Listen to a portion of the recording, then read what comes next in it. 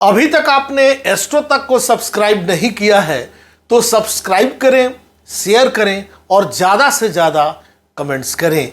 योगिनी एकादशी कब है, जानिए व्रत की संपूर्ण महिमा, कथा, पूजा विधि एवं आध्यात्मिक रहस्य। ओम नमो भगवते वासुदेवाय। जय श्रीमन नारायण। नमस्कार, मैं हूं डॉक्टर श्रीपति त्रिपाठी। आप सभी का हार्दिक स्वागत करते हैं।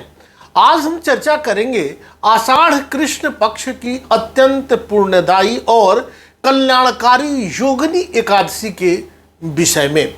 यह एक ऐसी एकादशी है जिसका वर्णन पद्म पुराण सहित अनेक धर्म ग्रंथों में मिलता है।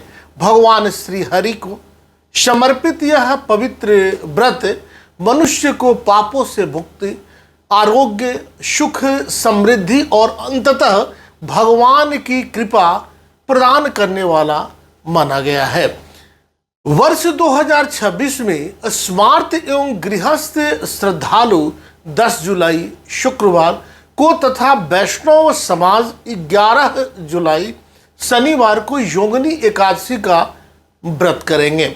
सनातन धर्म में एकादशी केवल उपवास का दिन नहीं बल्कि आत्मशुद्धि, इंद्रिय संयम और ईश्वर के निकट जाने का श्रेष्ठ अवसर है। भोजन का त्याग केवल एक साधन है, वास्तविक उद्देश्य मन को भगवान के चरणों में लगाना है। अब जानते हैं योगिनी एकादशी की कथा के बारे में इस वीडियो के माध्यम से। प्राचीन समय में अलकापुरी के राजा धनाध्यक्ष कुबेर भगवान शिव के परम भक्त थे। उनके यहाँ हेममाली नाम का एक यक्ष सेवा करता था।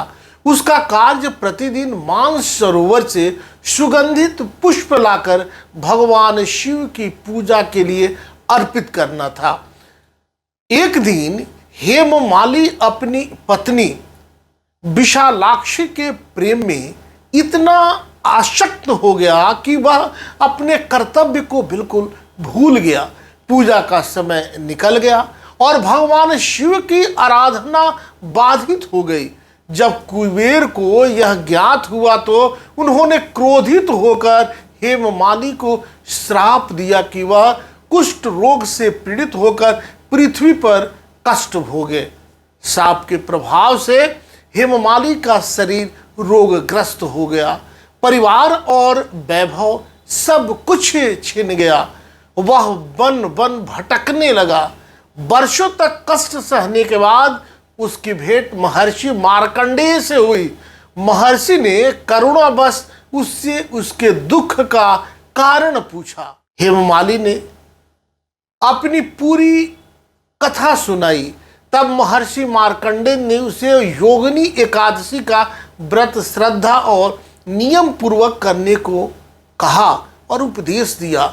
हेममाली ने पूर्ण विश्वास और भक्ति के साथ व्रत किया। भगवान श्री हरि विष्णु की कृपा से कुष्ठ रोग दूर हो गए, शाप समाप्त हो गया और उसे पुनः सम्मान एवं सुख प्राप्त हुआ। यही कारण है कि योगिनी एकादशी को पापों का नाश करने वाली, आरोग्य प्रदान करने वाली और भगवान विष्णु की विशेष कृपा दिलाने वाली एकादशी कहा गया है। अब जानते हैं इस व्रत की पूजा विधि। प्रातःकाल ब्रह्म मुहूर्त में उठकर स्नान करें, घर के पूजा स्थान को स्वच्छ करें, भगवान श्री हरि का चित्र या विग्रह स्थापित करें, दीपक जलाएं, धूप अर्पित करें, पीले पुष्प, तुलसी दल, फल और नैवेद्य इस दिन अर्पित करें। इसके बाद भगवान विष्णु के मंत्र ओम नमो भगवते वासुदेवाय का जितना हो सके उतना यथाशक्ति जप करें। यदि संभव हो तो विष्णु सहस्त्र नाम, श्री विष्णु चालीसा तथा भगवत गीता का पाठ करें। दिन भर भगवान का स्मरण करें। क्रोध, असत्य, चुगली, हिंसा और किसी भी प्रकार का अपमान करने से बचे। गरीबों और जरूरतमंदों को अन्न, वस्त्र या अपनी सामर्थ्य के अनुसार दान जरूर करें। व्रत का वास्तविक अर्थ केवल भूखा रहना नहीं है। यदि मन में द्वेष, ईर्ष्या और अहंकार बना रहे, व्रत का पूर्ण फल प्राप्त नहीं होता।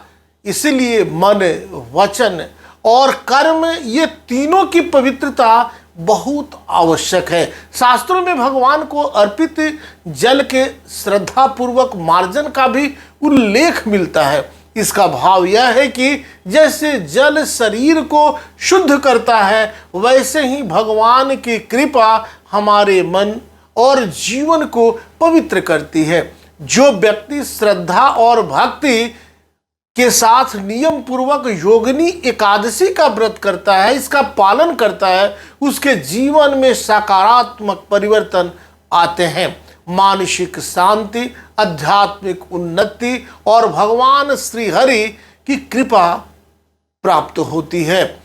मैं सभी श्रद्धालुओं से निवेदन करता हूं कि इस योगिनी एकादशी को केवल एक परंपरा के रूप में नहीं, बल्कि आत्मचिंतन, आत्मसंयम और ईश्वर से जुड़ने के दिव्य अवसर के रूप में मनाएं। यदि आपको यह जानकारी उपयोगी लगी हो और इसे अपने परिवार, मित्रों और सभी सनातन प्रेमियों तक अवश्य पहुंचाएं, ताकि अधिक से अधिक लोग इस पावन एकादशी का महत्व जान सके। सर्वग्राह्य एवं शास्त्र सम्मत धार्मिक एवं ज्योतिषीय मार्गदर्शन के लिए आप हमसे संपर्क कर सकते हैं। आप सभी पर भगवान श्री हरि विष्णु की कृपा सदैव बनी रहे। ओम नमो भगवते वासुदेवाय।